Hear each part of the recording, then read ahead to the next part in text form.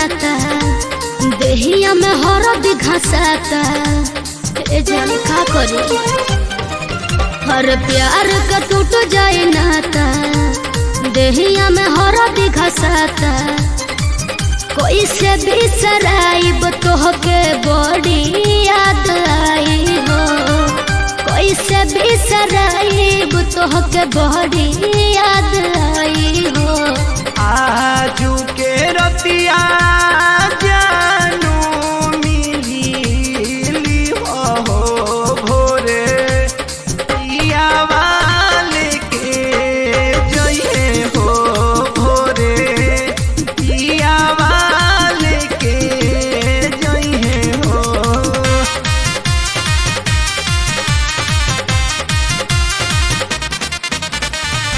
Divyansh studio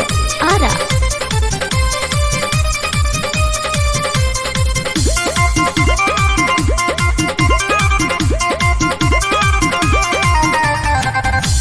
होई विदाई सुबह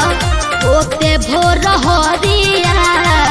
चुमली हो गलिया देखो भरी नजरिया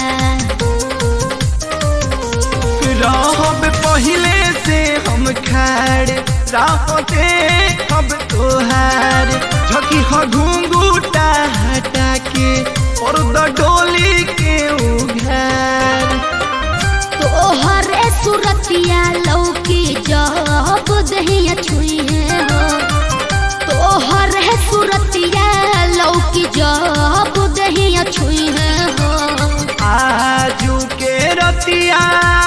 जानू मिली हो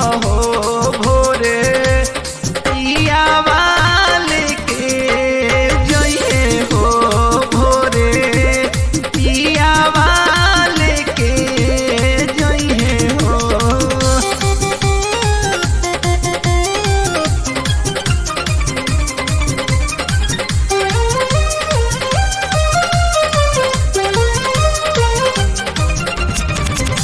नीते सलाह गलबा तोहरा से नहिया दिल रही तोहरे भीरी ससुरा जाई देहिया भैले छोटन मनी से ही बोलिया पा दीवाना सुनसान गलिया लागे मोनू खोजी है रोजाना ए जौन माजा तोहरा मिली पियो वो न पइहे हो जौन माजा तोहरा मिली पियो वो न पइहे हो आजू के रतिया जानू मिली हो भोरे पिया वाले के जइए हो भोरे पिया वाले के जइए हो। अच्छा जाए तो का करबो।